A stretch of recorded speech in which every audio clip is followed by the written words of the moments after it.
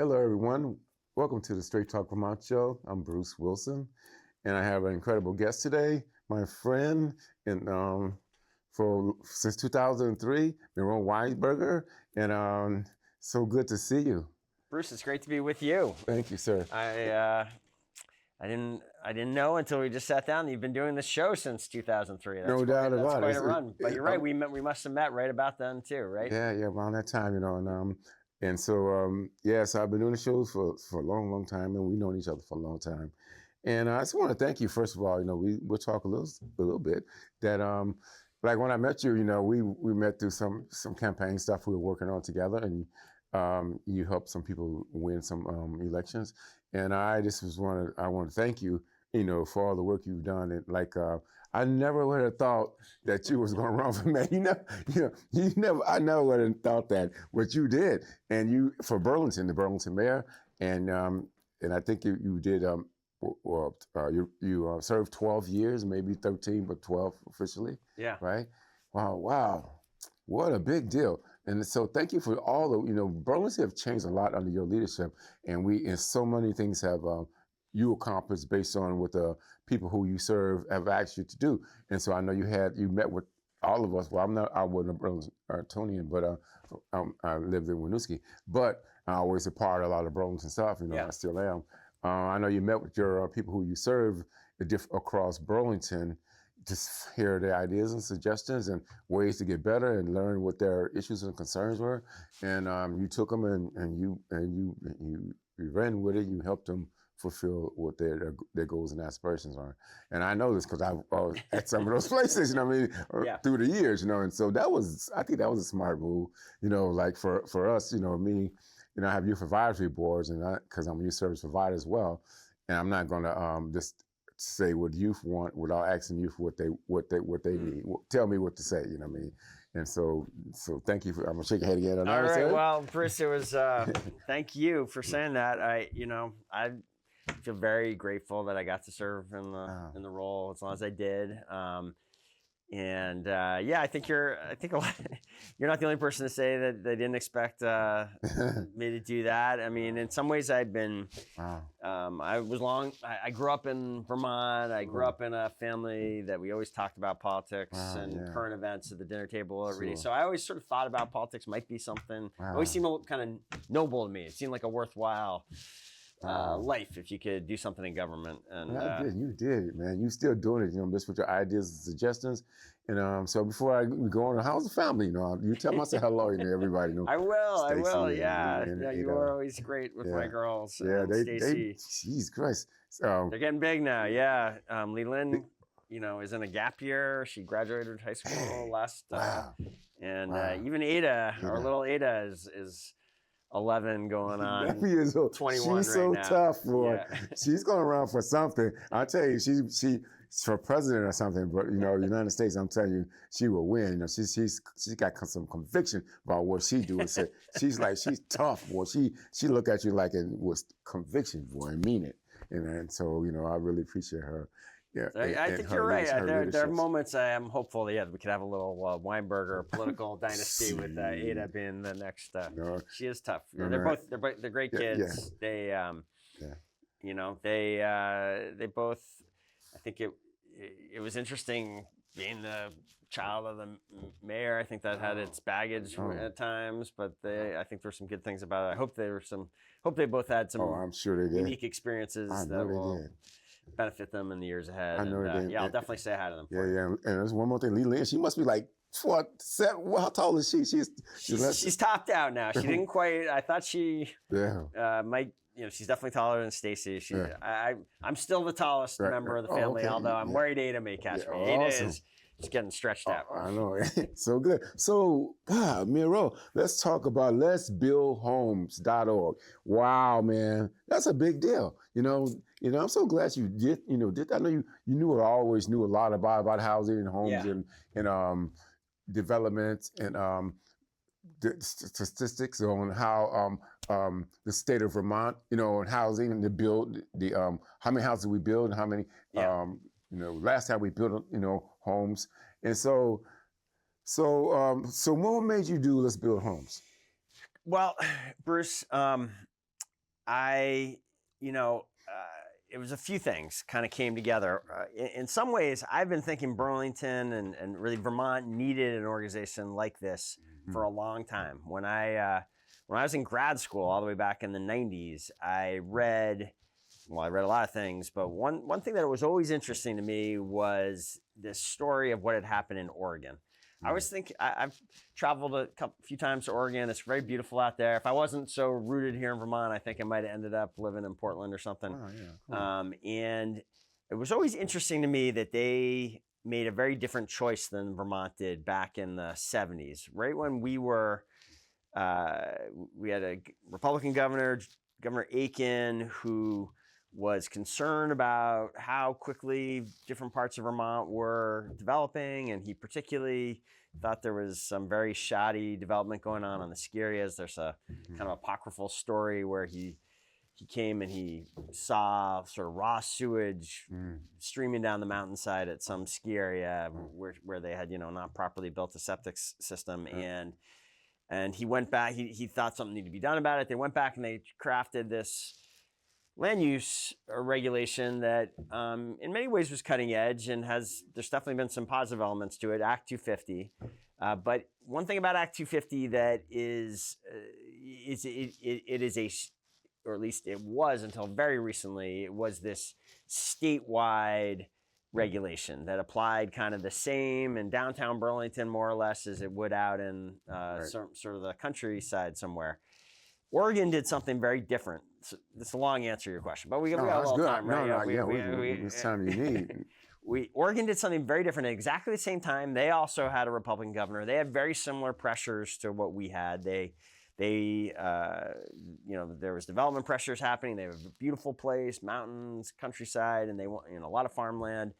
They wanted to protect that working landscape like Vermont wanted to. But what they passed out there was, instead of a uniform piece of regulation, they passed something called urban growth boundary regulation, which basically said to every one of their 200 some municipalities, we want you have to go draw a line that represents 20 years of growth outside of your current downtown. And and the idea was, inside that growth boundary, we are going to make it easier to develop. We need homes, we need jobs. Outside, we're going to make it harder. And so that was a very different policy. And then the other really interesting thing about what they did back then is that same governor, when as I understand it, in his last press conference as governor, he announced the creation of a new organization called 1,000 Friends of Oregon. Oh, wow.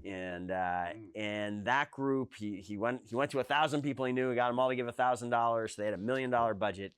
And that group became the organization that held together a big political coalition of affordable housing groups and private developers and employers and other interest groups, environmentalists, that would defend this idea from attacks. And there was attack. There was attempts to get rid of it by voter referendum and lawsuit and a whole number of things. But this coalition held it together, defended the idea, and to this day now, 50 years later, it is still the law of the land out there, as I understand it. And not that it's been all roses. I mean, there's been issues and there criticism, but it basically is still around. It's been an effective idea. And interestingly, that organization is still around too. That 1,000 Friends of Oregon is still a very robust organization. So I don't know, when I read about this in grad school, I always thought that it just stuck with me. And I remembered it when I was mayor. I tried to govern with that coalition mindset to get the develop. I was always trying to get housing built from the day I came into office. No doubt. And I tried to put together that coalition. And we, especially at times where there was big public debates, you remember we had that big vote in 2016 about whether or not we were going to allow the mall to go up to 14 stories. Right, exactly. I know you worked hard on that. I did work hard on that. On all sides. I don't know how many sides it was, but it was quite a few. It was quite a debate as a community. But we had people. We had everyone from, the Pomerleaus to Rita Markley backing that, right? We had a really big range of folks that supported it and did videos for it. And that's, and it passed. It was narrow, but it passed because we had that coalition. So the idea with Let's Build Homes is that we need that kind of coalition statewide, and that we have a real problem with the lack of housing. It is we call it a housing shortage. Not a lot of times you hear people say housing crisis. I think it's important to call it a housing shortage. We don't have enough homes, and that's why we named the group Let's Build Homes. We are focused on this official report that the state's Housing Finance Agency, the Vermont Housing Finance Agency, they publish it every 5 years. The most recent one came out last summer, and it said, look, if we want to do something about the level of homelessness we have, which is one of the worst problems. We have one of the highest levels of homelessness per capita of any state in the country. How crazy is that? In Vermont, you wouldn't expect it, right? I know. It's held up now years in a row. It keeps running. So if we want to do something about homelessness, and we want to do something about the fact that, a quarter of Vermont renters, half of Vermont renters are rent burdened in the sense that they spend more than a third of their income on rent. A quarter of all renters, big number, a quarter of all renters spend more than half of their income on rent. And, and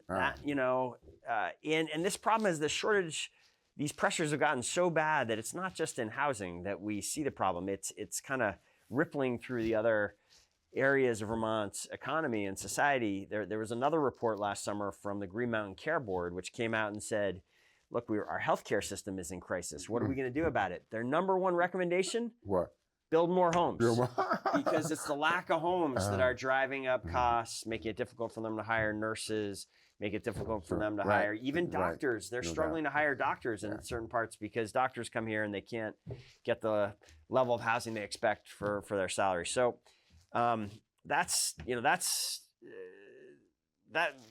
a long answer to your question. I've been thinking about this a long time. I got invited when I left office. I got invited into a conversation with major employers who were struggling with this, and I remembered that idea. I pointed us in this direction, and we're off and running. Nice. And so, Miro, man, it's been tough, and you mentioned it a little bit. About the mall. Trying to do 13, 14 floors. It's Act 250, man. And so Act 250 is it's tricky. It's a tricky act, and I agree with a lot of it, a lot of it. But when it's time to build homes or do something with our landscapes around Vermont, how do you I guess you know what I'm trying to say, I think you do, and you're putting your finger right on one of the struggles I think that Vermonters have with this. Is at some level, I think there is an understanding now that our shortage of homes is, and this isn't obvious to everyone. So let's just talk it out. Okay, good. If there's a shortage, I think everyone agrees. I think you asked just about any Vermonter, they would say the cost of housing is too high. Yeah. Everyone agrees it's gotten very expensive. And it's not, this isn't just one of those like good old days things. It's like, it really is more expensive. People are spending a much, I need to get the stats in my head, but I think people used to, this isn't going to be quite right, but it's something like, it used to be that if you wanted to buy a home, the price of a home represented something like 3 years annual income, right? So a lot of money, but if you set aside some money each year, you could work towards it, right? With a mortgage. It's now like 9 or 10 times. It is a whole different, it's really gone up much higher than the rate of inflation. And there's a reason. The reason is we stopped building homes at the rate that we used to. We, in the 1980s, we used to be building almost 6,000 homes a year. We were growing we built about 2% new homes of the total permanent housing stock, 1.8%. We'd build new homes each year. And, that was a healthy, that was needed when you had a state where the economy was doing okay and where people wanted to stay with it. You had a modestly growing population. Mm-hmm. Right around the turn of the century, we really drop off precipitously from that rate. So for the last 25 years, we've been building at more like 0.7 or 0.6% increase every year. Wow. So but the demand hasn't gone down. If anything, the demand's gone up, right? There are more people can live here, and with the internet and the airport becoming a great airport, there's lots of ways people can. Thank you for that. I mean, we're still ready. I'm still like, you told me something. You said maybe you told me. You said, I'll tell you one thing. It's going to be a hotel there or something like something you said to me back years ago. I don't know. Working on that. I don't know. Yeah. So I hope everything that you. Yeah. That I thank you for even. I enjoy. That was a great. That's where I got my sort of start in city government was as an airport commissioner. Exactly. Here's the thing: we stopped building homes. We made it much harder to build homes.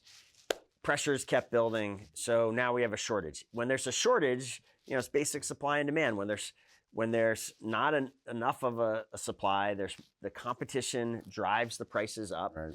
And that's what we've been seeing now for many years. The kind of cutthroat competition is driving prices up. And people want to move here too with for services. I mean, like jobs, and they want to move here and put their business here, and they want to move here to graduate students. How many years we've been trying to keep students at UVM, St. Champlain, and any college, any Vermont college here in Vermont? How many years we've been trying to do that for day one, right, Monroe? And like there's nothing in the industry for them really. There's nothing where they can stay. I mean, nothing. And so, so these houses means a lot. These homes means a lot for a lot of things. It means a lot for a lot of things. It's like Oregon would have meant for for them. No, yes, I really like. I really think the lack of homes is at the root of our problems with healthcare. We were just talking about. It's at the root of problems for every business owner will tell you their biggest constraint on growth is attracting and retaining employees, and it's very hard to do with the cost of housing that they have. I think even this big debate we're having about how do we pay for our education system, it's so much harder than it should be because our population growth we've basically stopped growing, and we would be having a very different conversation if we had kept growing at the rate that we were in the 60s and the 70s and the 80s. The last 25 years really has been a departure from that 40-year record of modest, steady growth. Things have really flattened out in the last 20 years. But you asked a while back, like taking this back to Act 250. Act 250, I think was an important piece of legislation. One of the reasons people want to live in Vermont, one of the reasons people feel like Vermont is different, is because when you drive through the state, you do have these open working landscapes that we don't have the billboards, which is not about Act 250, but it's sort of a related regulation. We don't have billboards. We don't have a ton of development around every highway exit the way you do in some places. So, I think there's something really important there about the kind of Vermont character that Act 250 has been an important part of. However, we now finally have, I think we need to, in just the last year, the legislature a year ago, responding to these housing pressures, said, you know what, we can't have the law apply uniformly across the whole state. There need to be some areas where we have agreement that we want development and we want growth. We need to do something about this housing shortage. And so they have started a process that, and you told me you're on the Regional Planning Commission's board. The RPCs have a big role here. Exactly. They've started a process where we are going to divide the state up into different tiers: Tier 1, Tier 2, and Tier 3. No doubt. And Tier 3 is actually going to be harder to develop. It's going to be more protected than it is today. No doubt. Tier 2 is going to be more or less the status quo. Tier 1, I'm very excited about, and that Tier 1 is basically going to say if you're in the Tier 1 area, you no longer have to go. You will be exempt from Act 250. Right, exactly. And that will be significant of itself. I think we can do more things to make it easy to build homes in those Tier 1 areas. But another reason that we started Let's Build Homes right now is it's very unclear how those maps will be drawn and what you will need to do to get into Tier 1. Right. And So that's another thing that this Let's Build Homes group is very focused on, and we're going to be advocating on, is to make maps that are generous, that put a sizable percentage of the state in this exempted area, and do other things to make it easy to build homes there. Yeah. So RPC, I'm on the board of directors, and I represent for the board housing, economic, and social. And so so we're doing the mapping piece of it. I think we represent 19 municipalities, and it's a big job for us and the people who we work with. So. And we're going to get it right, based on working with people like you and others who have ideas and suggestions and expertise on ways that the mapping should be, So that's what we're doing. So great. Yeah. Yeah, and I saw that you guys just came out with the first draft of the map in the last few weeks. And I've talked to Charlie Baker about it a little bit. Interesting thing that Charlie says is the way the map, there may need to be more legislative work done to draw the map the way, he and I think the rest of the board thinks it should be drawn. Like there may be some new guidance that's needed from the legislature. So it's a pretty complicated, elaborate process. It's very complicated and elaborate. You're right. Elaborate.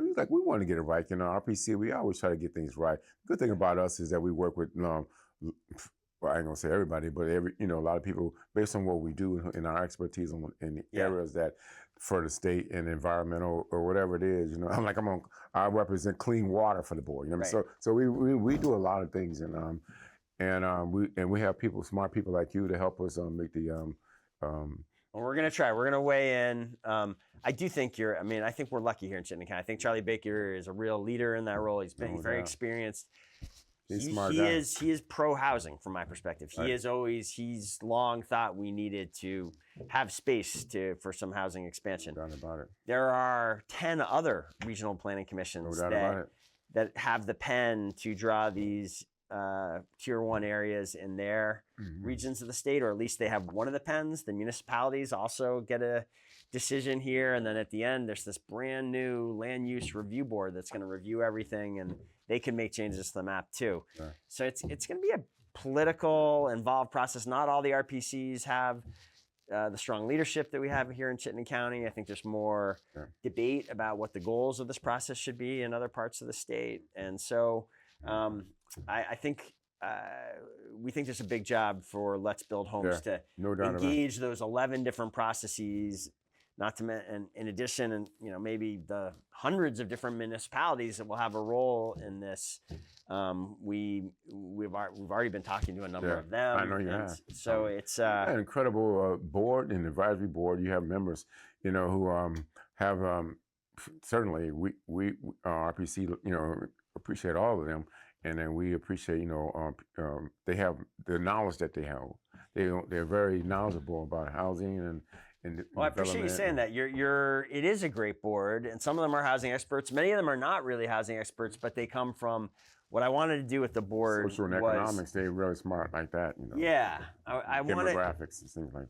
Going back to that idea, we want the Let's Build Homes to be a big statewide coalition that has all these different stakeholders that would benefit from more housing than today, to use this phrase that is being used more and more, from housing abundance. So, that's we have people representing the hospitals on the board because, again, the health industry would benefit from more housing. We have Tino Runhara from the Vermont Professionals of Color because for that organization to meet their goals of recruiting and supporting, retaining professionals of color, a big part of the success of that is there being housing availability. There being the possibility for people homes for people to move into here. Sure. So we're hopeful. So this is 2025, and so are you thinking that we can get 30,000 homes in 2030? Or how? Well, in one way, that's a really. I'm just saying. I don't know. I'm just asking the question because obviously somebody drew the line. Somebody drew a line. So that number comes from this needs assessment, again, from the Vermont Housing Finance Agency. It's an interesting document, an interesting report. Honestly, in some ways, what they say the baseline is that we are building about 3,000 at this point, between like 2,500 and 3,000 homes a year in recent years. So if you multiply 3,000 out over 5 years, that means you got a baseline of 15,000. So to set this goal of 30,000 is more or less saying we need to double that rate of housing production. So, I mean, that puts in the context. Doubling that sounds like a big change, right? And it is. It's definitely ambitious. There's a few reasons why I think it's achievable. One comes from my experience as the mayor of Burlington. It was a goal of mine throughout that 12 years that I was, this is something I believed for a long time. I've always felt, having been an affordable housing developer, I just thought we needed to make it easier to build. I tried to build one project in Burlington on North Avenue. It was a nightmare. Got held up by one neighbor, essentially, a few other. Plus, it was like 2008 when there was like a recession or something, wasn't it? You're exactly right, Bruce. Well, when we started it, it was 2003, and it was a housing boom. Then the recession.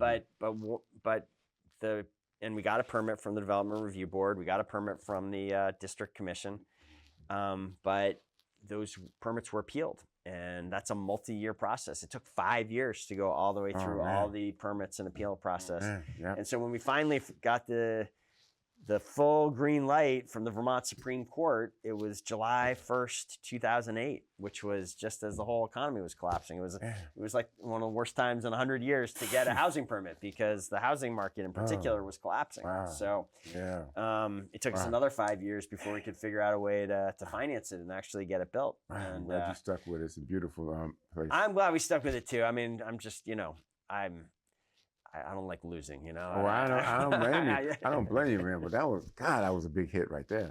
It's a good project, and now it's a very well accepted project. I think many of the people who came out and opposed the project have since told me they made a mistake. So nice. It's got a cafe on the ground floor that's a real amenity for the neighborhood. It's got permanently affordable units as well as some market rate units. It's the kind of project we need. The policy back then said we wanted more of.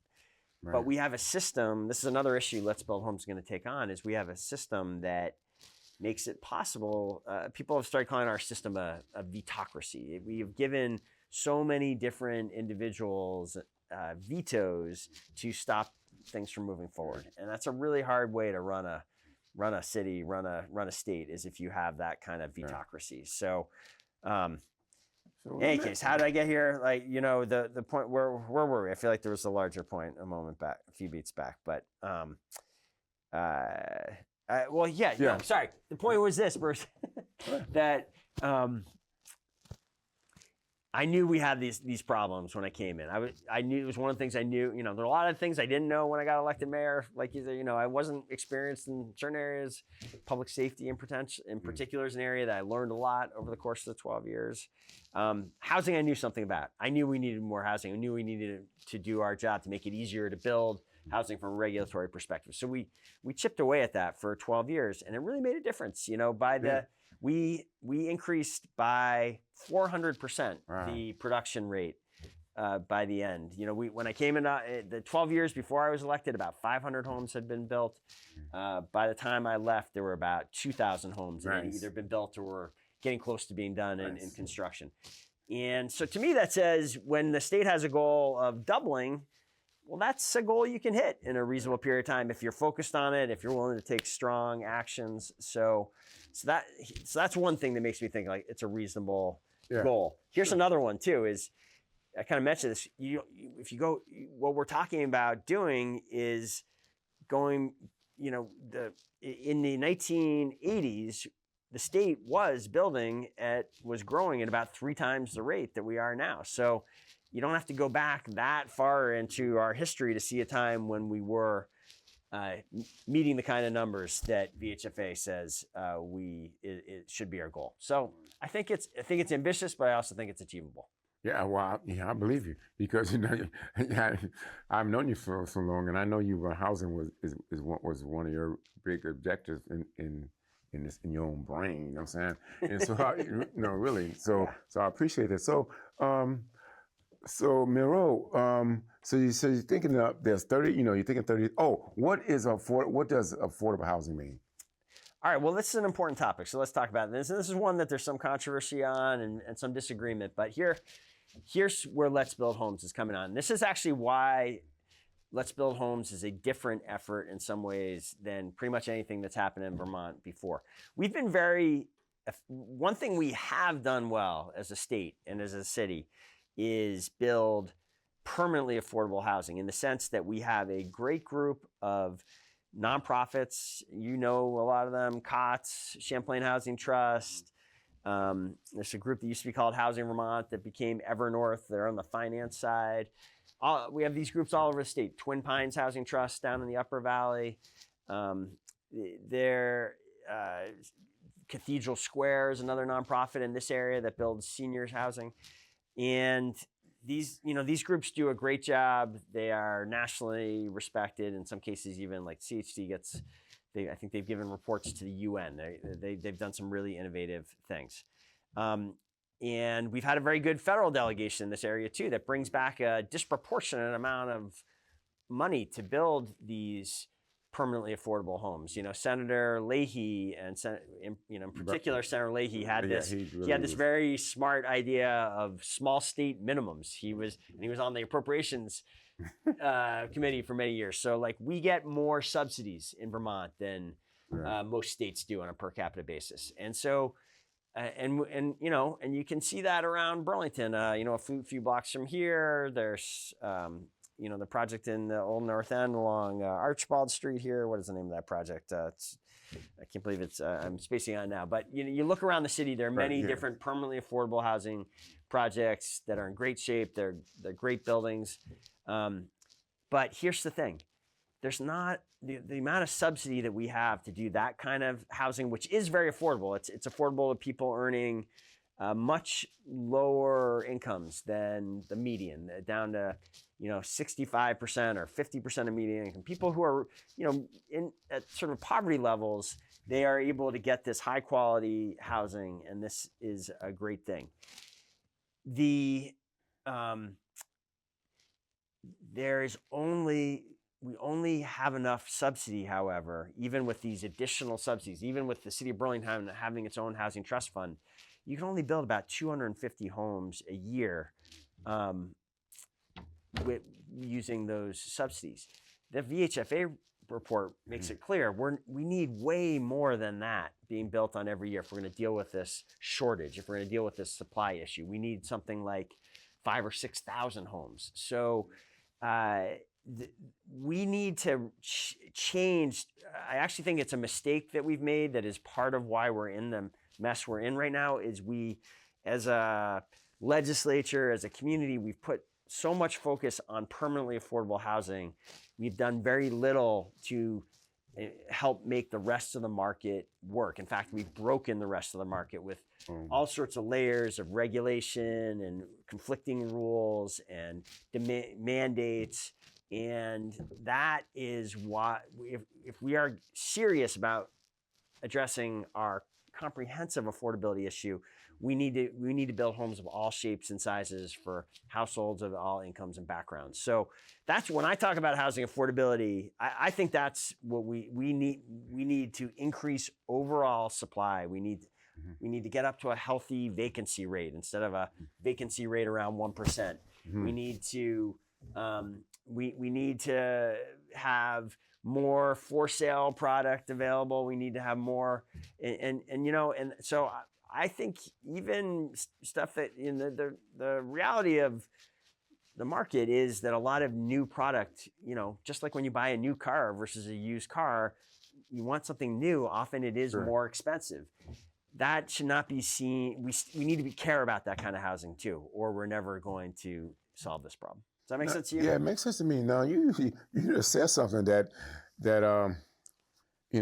that's very important. You said vacancy rate. Yeah. I mean, so in my little tiny brain, I've been in Vermont since '89, and so as I think about vacancy rate in people, actually selling some properties, it's like, I don't know the numbers, Miro, but maybe what is the vacancy rate? What's that number? Very low. I mean, like, it's going to be like since the pandemic, under 10 or something. I don't know. Here in Chittenden County, we have consistently had vacancy rates of around 1% most of the time since the pandemic. There was a bit of an uptick at the end of last year when 2024 was actually a big year for new homes coming on, in part because of what we did in Burlington.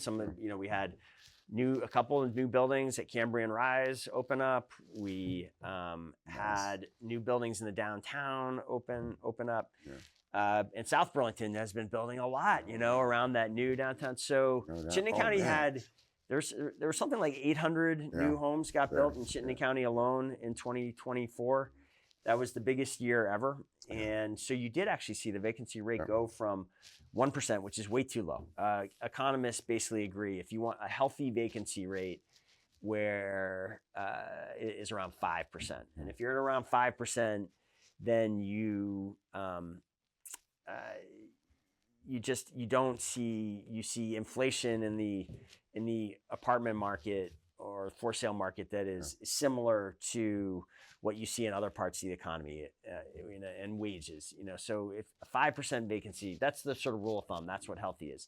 We've been way below that. We're still below that, but we went from around 1% to about 3% last year, given, I think a little more than 3% even, given the large number of homes that came online. But here's the thing, and I saw this happen at times when I was mayor. There was another, I remember this happened. Remember that project on St. Paul Street that Champlain College built?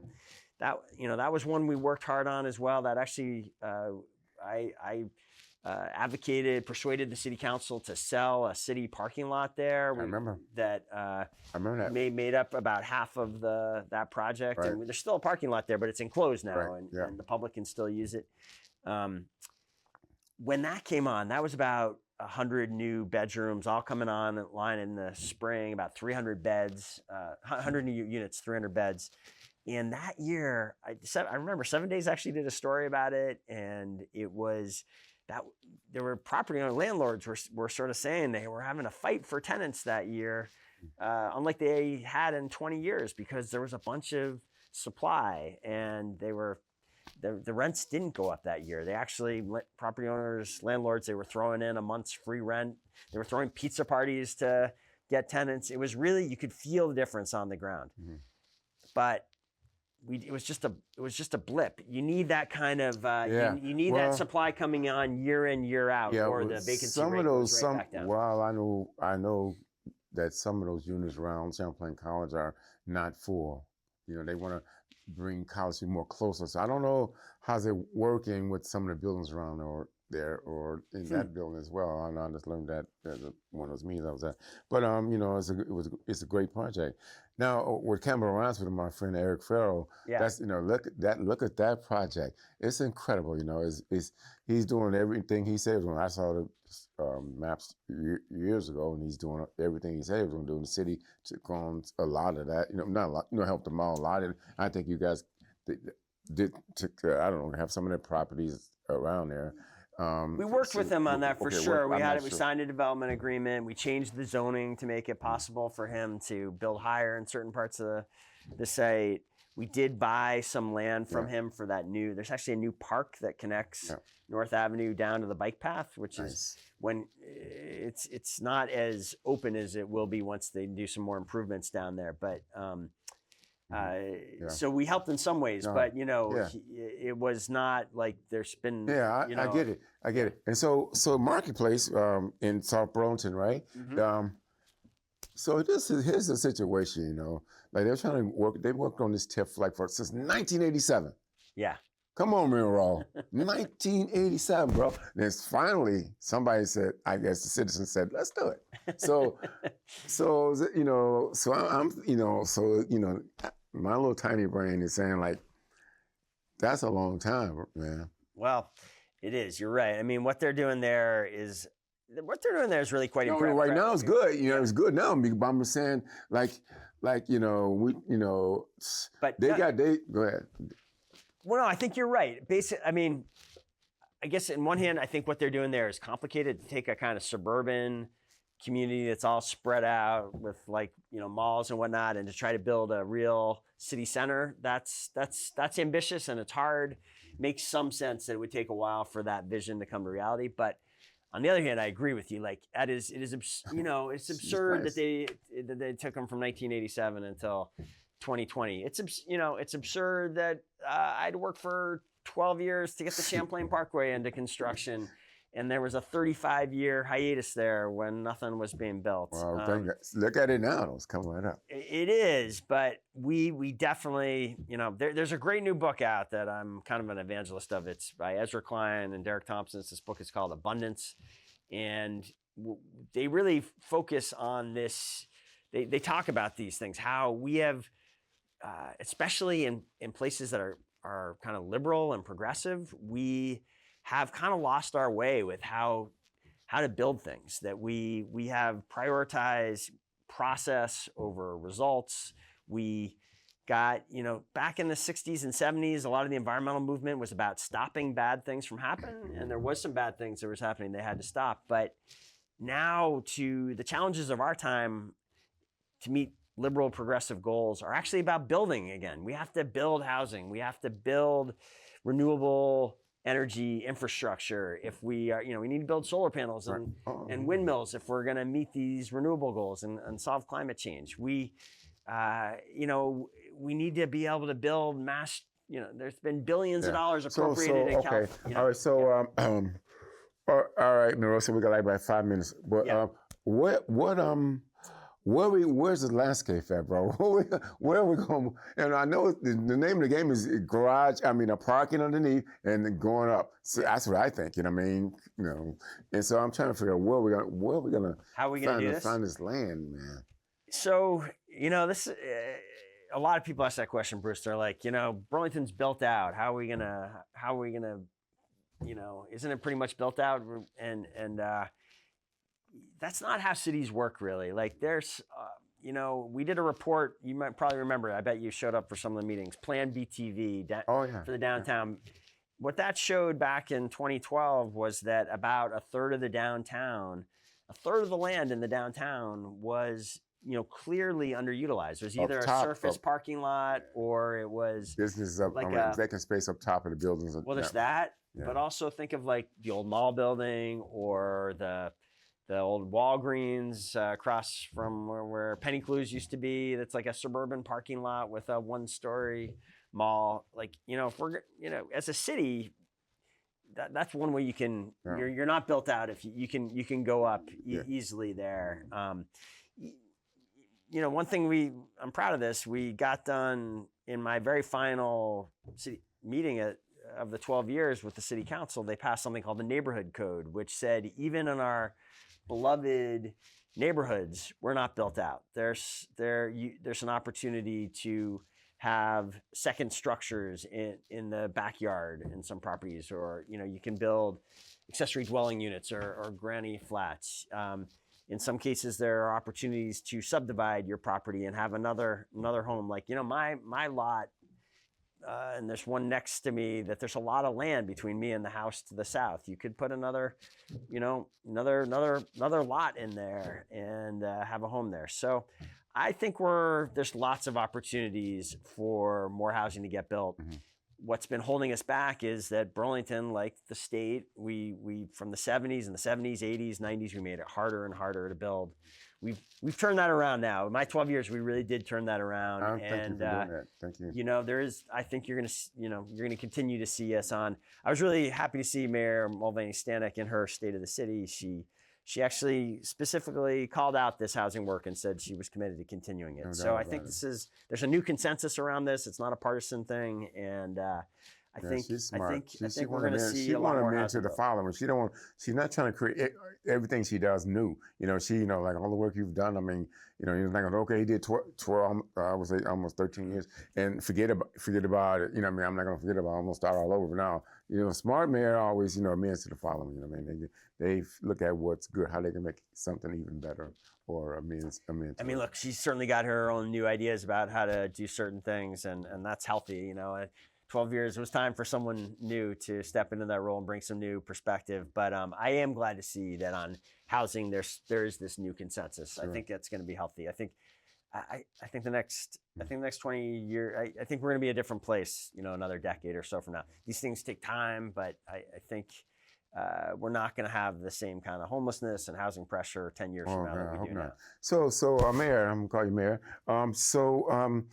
So we got like 1 minute or so. Let'sbuildhomes.org. Yeah. Let'sbuildhomes.org. What do you want people? What do you want us to do? Yeah, well, great. I appreciate you asking that, Bruce. If you have been listening to this and you like what you've heard, yes, go to the website, check it out. There's some more information there. We have an active blog. You can do some more reading. You can see there's a specific group of reforms that we didn't even really get to talk to that we're focused on in addition to the Act 250 things that we did talk about. We're trying to get this new infrastructure bill passed in the legislature. We are supportive of continued public investment in permanently affordable housing. We need appeals reform so that you can't have this vetocracy that we talked about. We've got it all laid out there. The way this is going to be effective, the way it is already proving effective, is if we have hundreds, thousands ultimately of Vermonters who identify as being part of this Let's Build Homes coalition. Yeah. So that's the most helpful thing people can do is they go to the website, they sign on, and then once you do that, you'll get pretty steady communications from us, keeping you informed about what's going on, asking you to take action when the legislature or the city council is about to make an important housing decision. It's a two-way communication. People have been sending us all sorts of great ideas and opportunities that they see. So that I appreciate us closing on that. That's what we're hoping people will do. So everyone check out let'sbuildhome.org, and see what's good about it, how you can support it and make Vermont even better, than what it is. And we know we need housing. Just look at let'sbuildhomes.org and see what's good and figure out ways you can help. So, Miro, you got one last thing to say for us? Go out ahead, say it right quick. About let'sbuildhome.org. I think we've covered it, Bruce. You've been a great host. Yeah. Thank you for inviting me on. Thanks for the person. We had a little trouble scheduling this. I'm glad we stuck with it. It's all good. This was great. I know it's going to work in the divine order. I'm glad to have, after 21 years of you running, 22 years of you running this show, I'm glad I finally came on. And I look forward to coming back sometime, so long you keep this going another few years. We want to update, sir. All right. Yes, sir. Thank you very much. Thank you, Bruce. Thank you, everyone, for tuning in for Straight Talk Vermont. I'll see you next time.